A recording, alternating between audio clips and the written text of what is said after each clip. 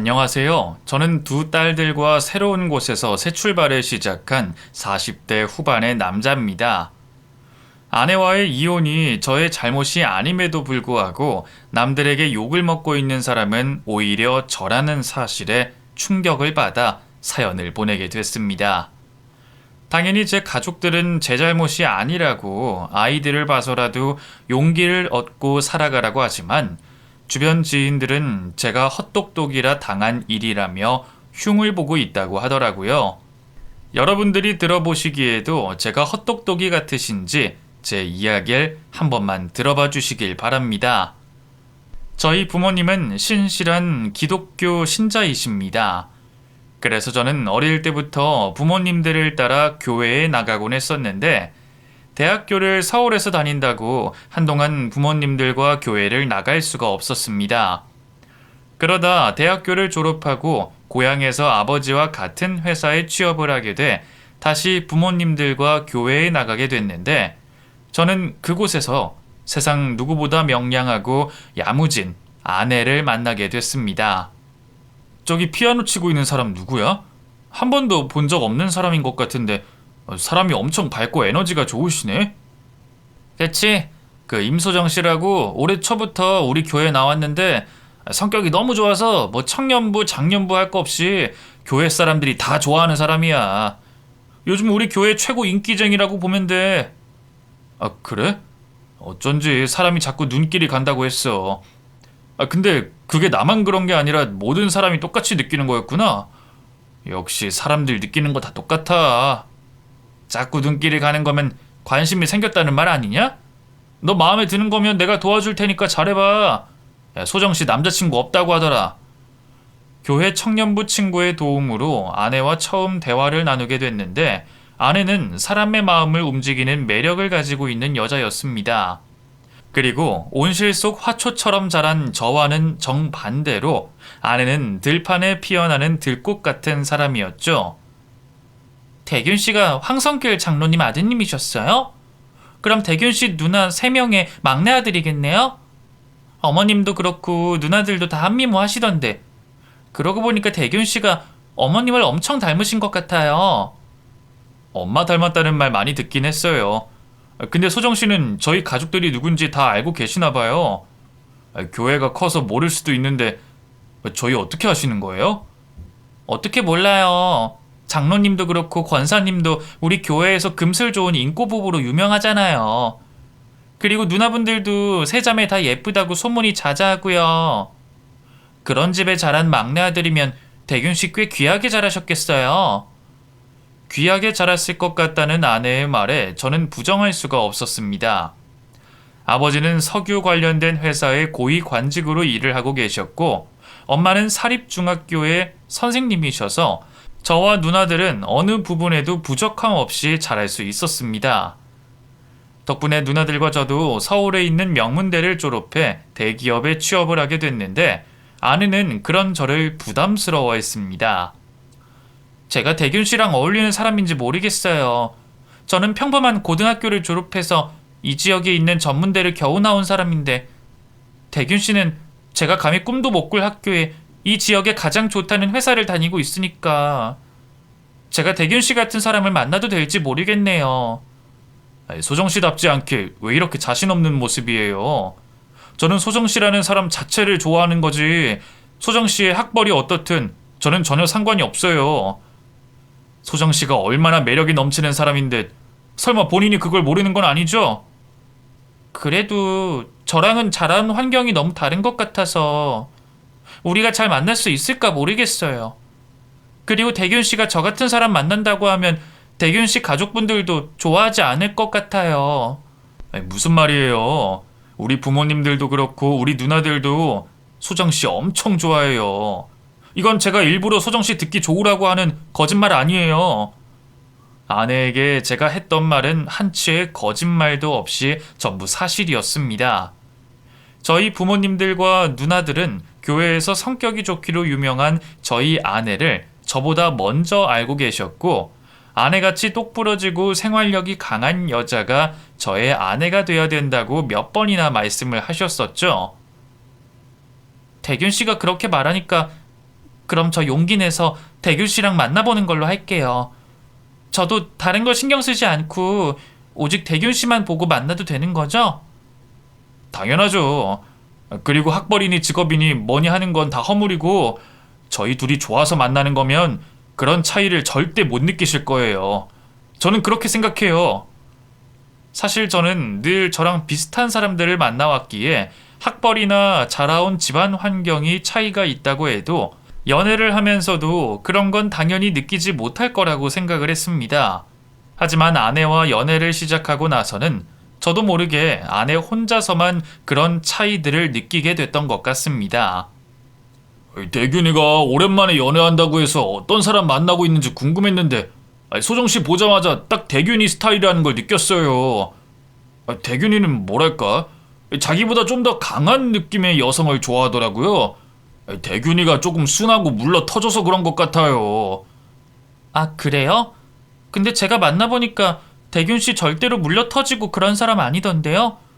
사람이 섬세하고 다정해서 그렇게 보인 것 같아요. 대균이 여자친구 정말 잘 만났네요. 단점을 이런 식으로 장점으로 승화시켜주다니. 두 사람 어디서 만난 거예요? 학교? 아니면 뭐 회사? 제 주변 지인들은 모두 저만큼 고학력자였고 또 저같이 대기업이나 사람들에게 각광받는 직업을 가진 사람들이었습니다. 솔직히 저는 다른 사람의 직업에 호기심은 가지고 있었지만 학력에 대해서는 크게 관심을 가지지 않았었는데 제 주변 지인들은 대부분 다른 사람의 학력과 직업에 큰 관심을 두는 사람들이 많았습니다. 그래서 아내가 저와 만나는 동안 제 지인들에게 가장 많이 들은 질문은 바로 이것이었습니다. 근데 소정씨 학교는 어디에 나왔어요? 소정씨도 서울에서 나오셨나? 저요? 저는 그냥 근처에 있는 전문대 나왔어요. 근데 그건 왜 물어보시는 거예요? 아, 그래요? 저는 소정씨도 서울에서 나온 건가 싶어서 어디 학교 나왔는지 궁금해서 물어봤어요. 뭐 전문대도 나쁘진 않죠. 뭐 짧게 2년만 다니면 되는 거고 졸업하면 어린 나이에 바로 돈 벌 수 있으니까 경력 쌓기가 좋죠. 아내는 저의 지인들을 만나면 만날수록 주눅 들어 했는데 제가 무딘 성격이라 그런지 처음엔 그런 것을 전혀 눈치채지 못했습니다.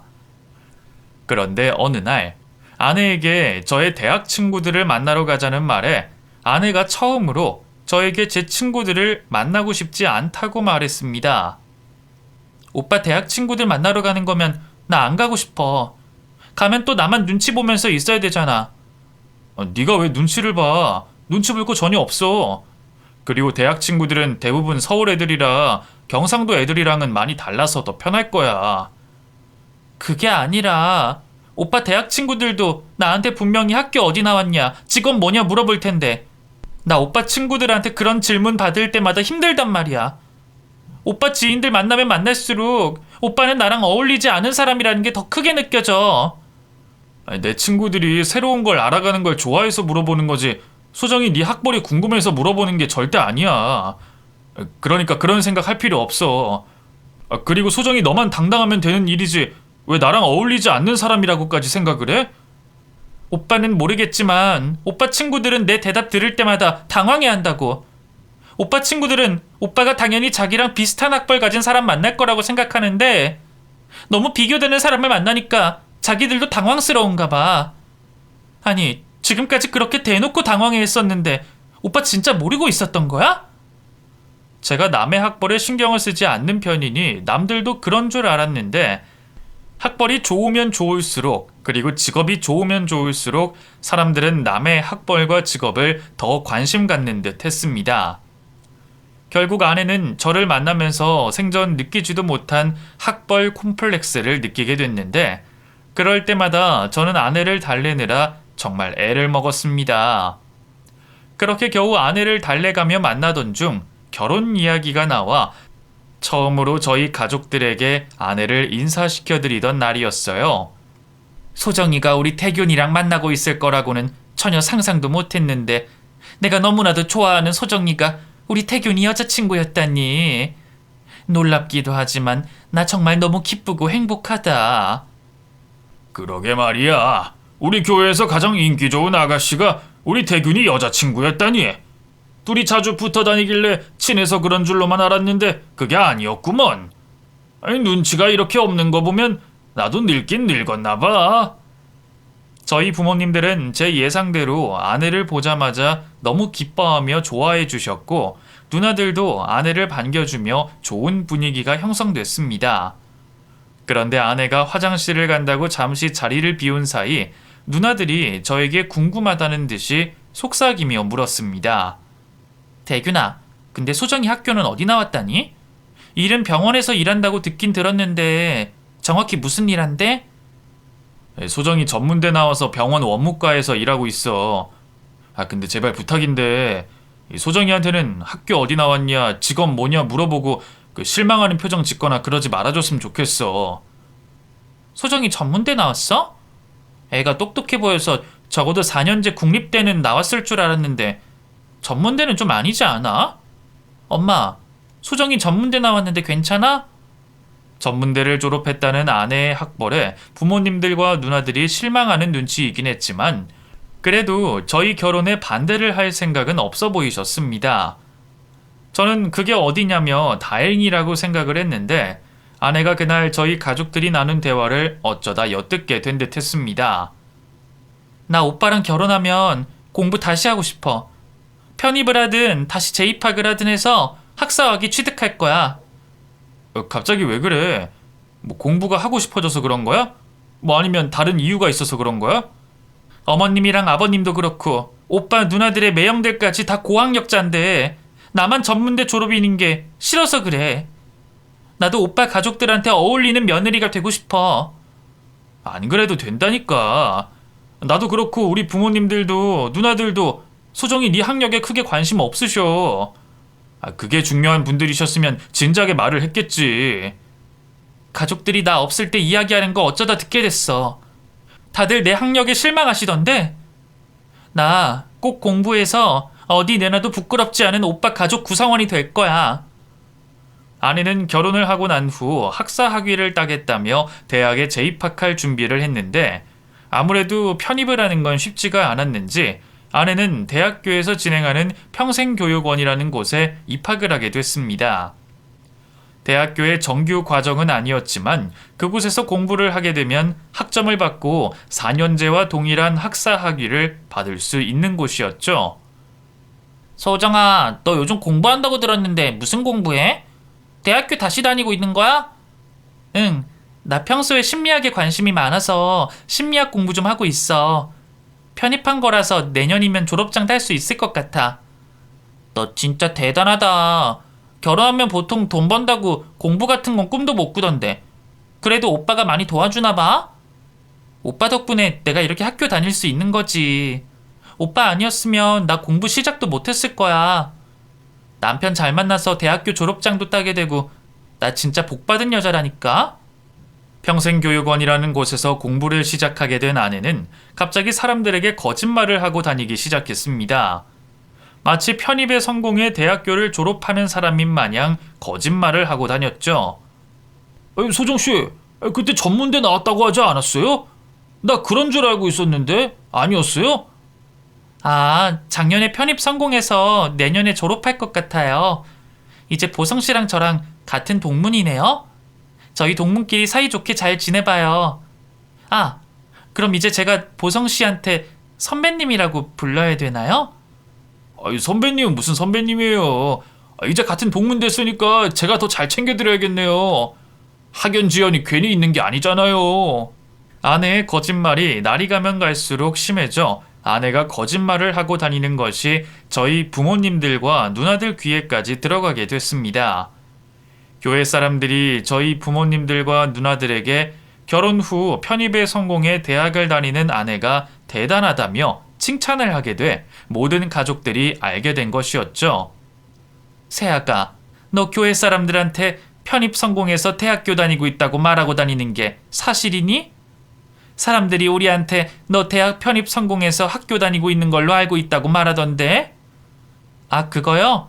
사람들이 요즘 어떻게 지내고 있냐고 묻길래 대학교에서 공부하고 있다고 한두 번 정도 말한 적이 있긴 해요. 저는 그냥 그렇게만 말했을 뿐인데 사람들이 뭐라고 하던데요? 나보고 대단한 며느리 뒀다고 칭찬들 하는데 너 사람들한테 그런 식으로 거짓말하고 다니면 안 되지.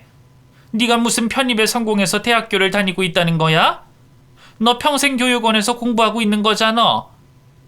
어머님, 그게 그거 아닐까요?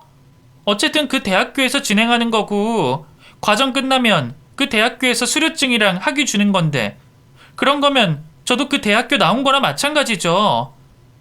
사람들에게 거짓말을 하고 다니고 있는 걸 저희 가족들에게 들키게 되면 아내가 부끄러워하고 반성할 줄 알았지만 아내는 오히려 뻔뻔하게 자기가 뭘 잘못한 건지 모르겠다는 식으로 말을 했습니다.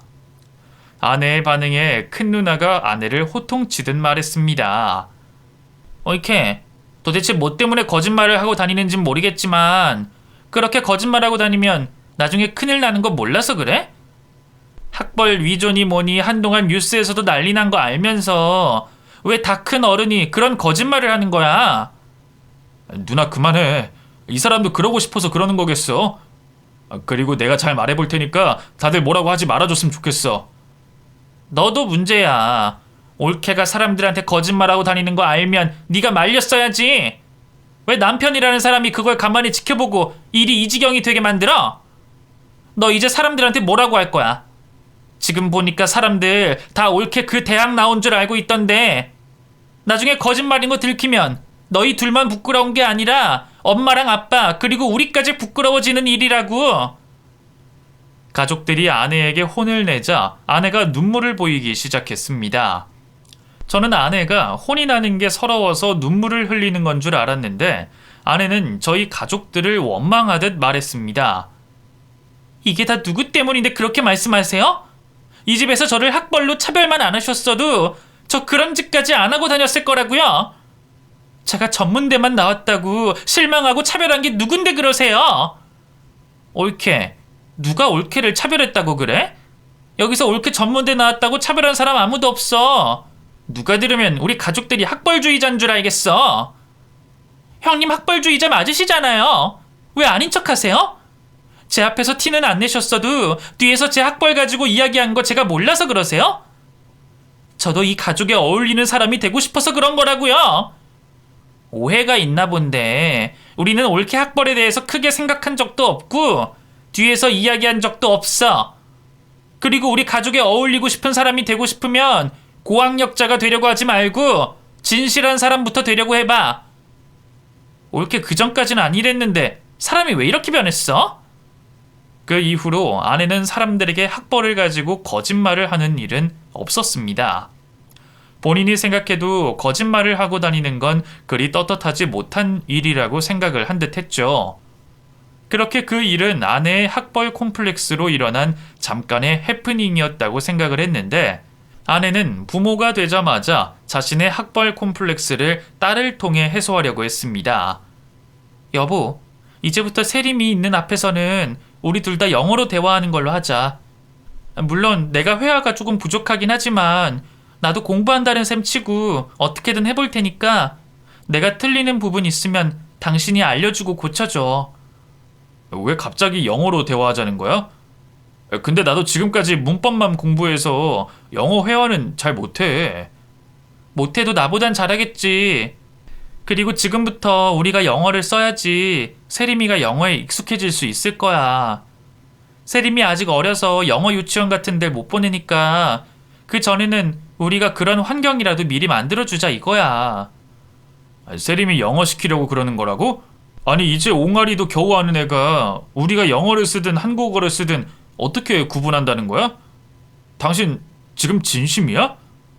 아내는 옹알이도 겨우 아는 딸아이 앞에서 딸의 교육을 위해 영어로 대화를 하자고 제안을 했습니다. 그땐 아내가 엄마가 된 지 처음이기도 했고 처음이라 잘 몰라서 그런 건 줄 알았는데 아내는 첫 돌도 맞이하지 않은 아이에게 영어 공부를 시키기 시작했습니다. 여보, 그렇게 해도 세림이 못 알아듣는다니까?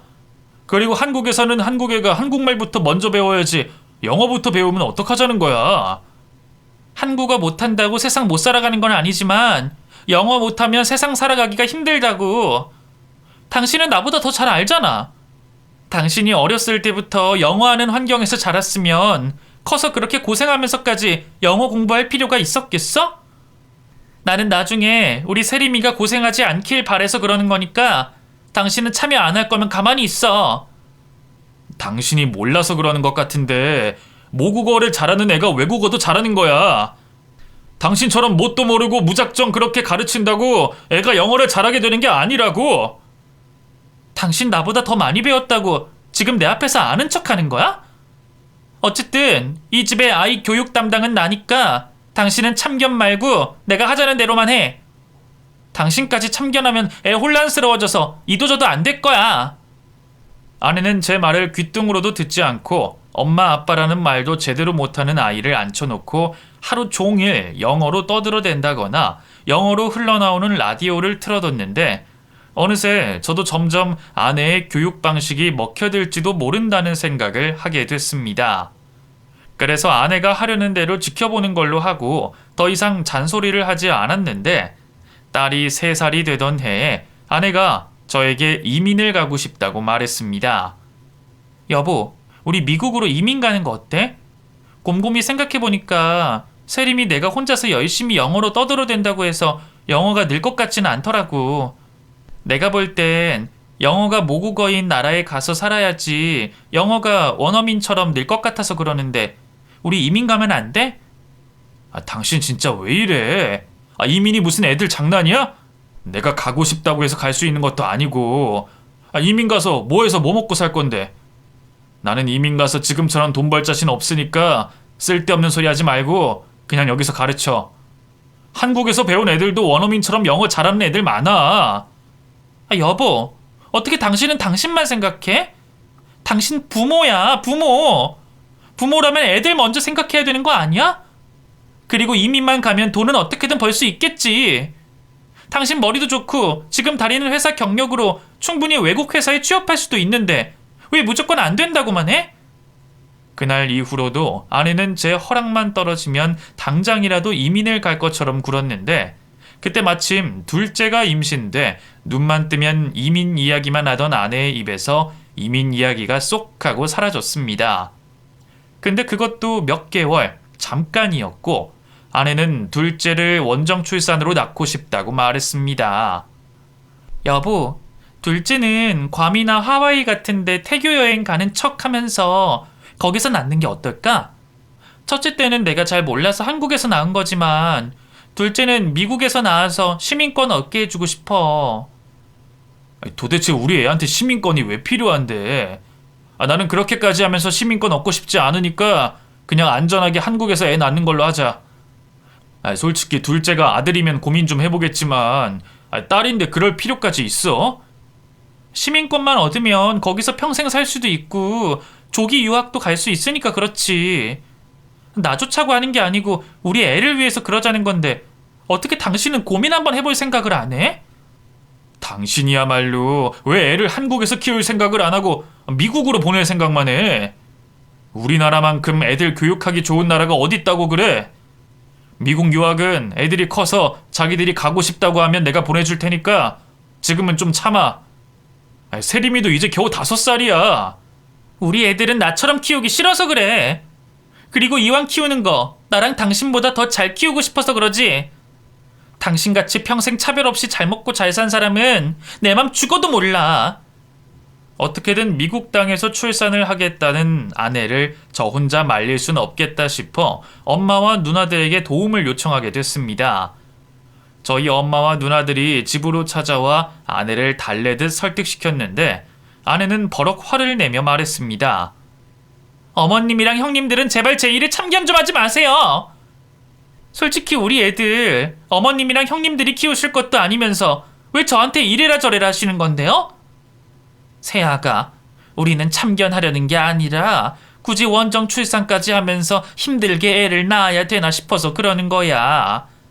그리고 우리는 애보다 세아기 네가 걱정돼서 그러는 거지.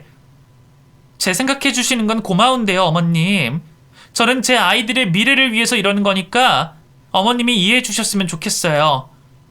요즘 미국 영주권 따기가 얼마나 힘든 줄 아세요? 근데 애만 거기서 잘 나오면 시민권 쉽게 얻을 수 있는데 왜 그걸 말리시냐고요? 나는 애들한테 시민권 같은 건 필요 없다고 생각한다. 본인들이 필요하다고 느끼면 그때 본인들이 알아서 할 일이지.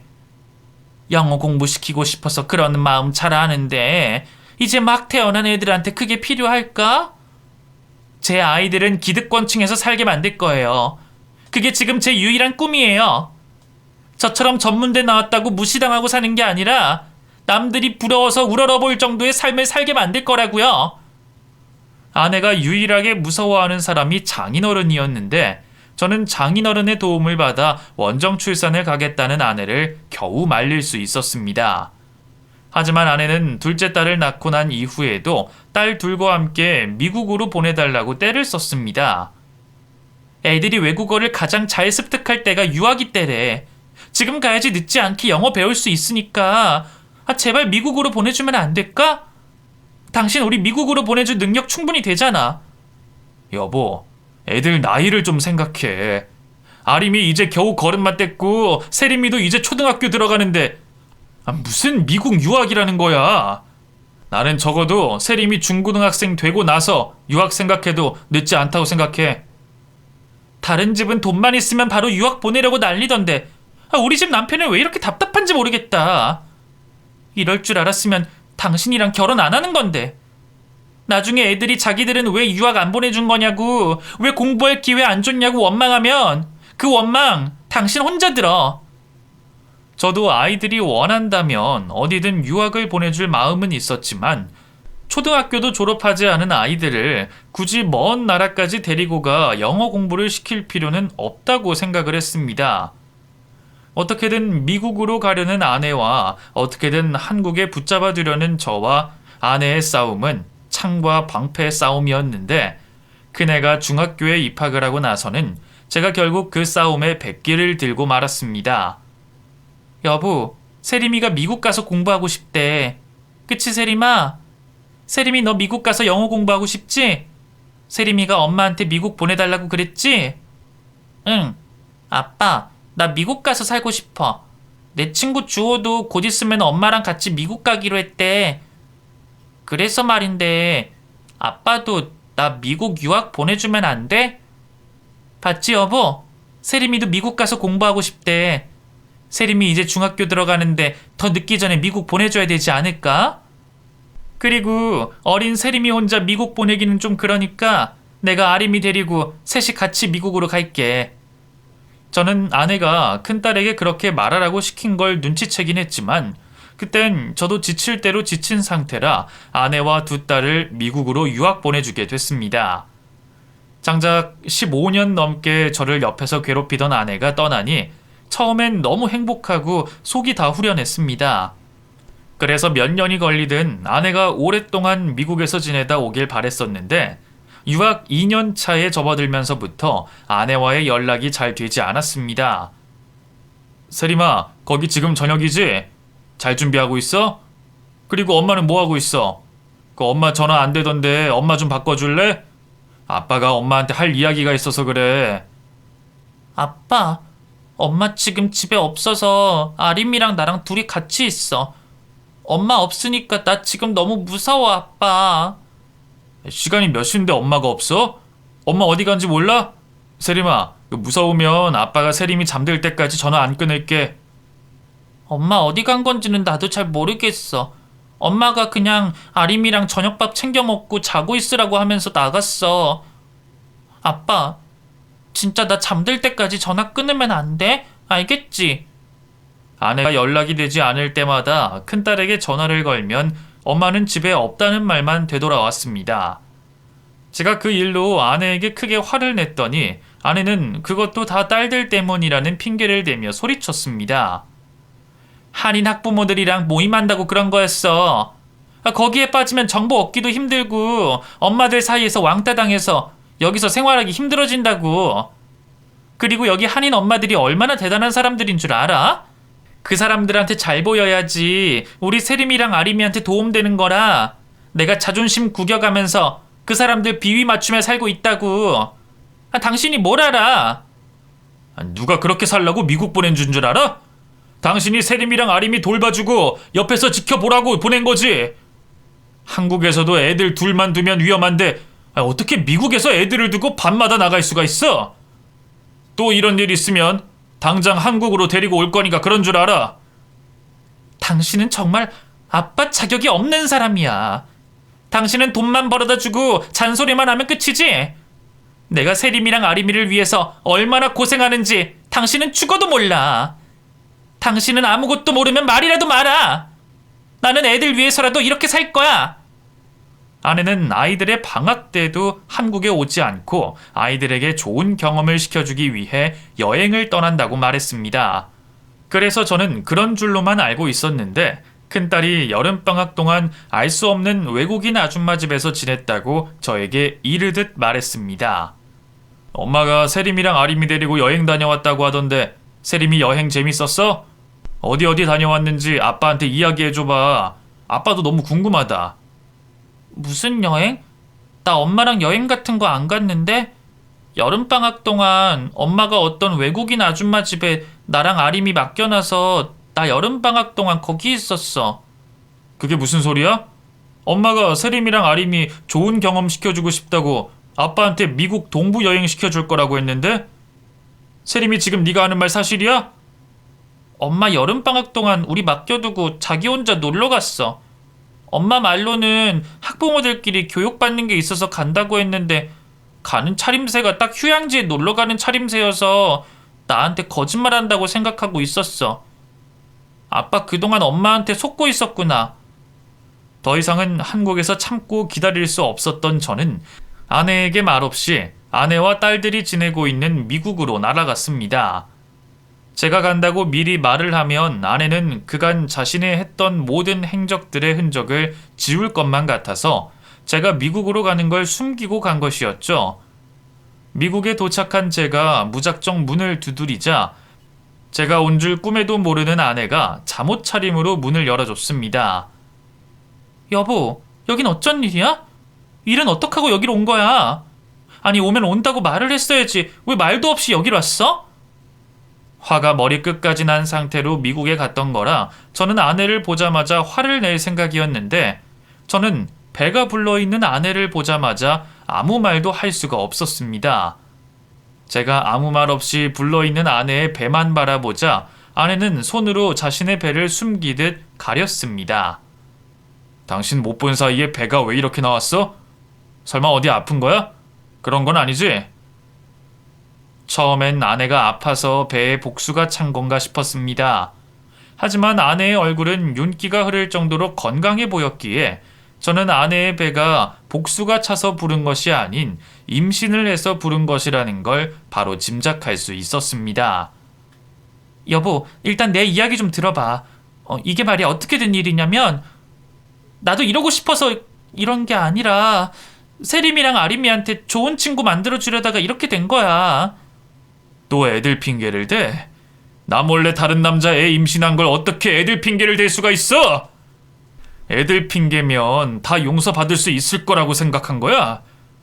당신 솔직하게 말해. 당신 여기서 애들도 안 보고 무슨 짓 하면서 살고 있는 거야? 세림이 친구 중에 엄청 부잣집 딸이 있어. 걔네 할아버지가 국회의원에 엄마는 미술관 관장이고 그렇대.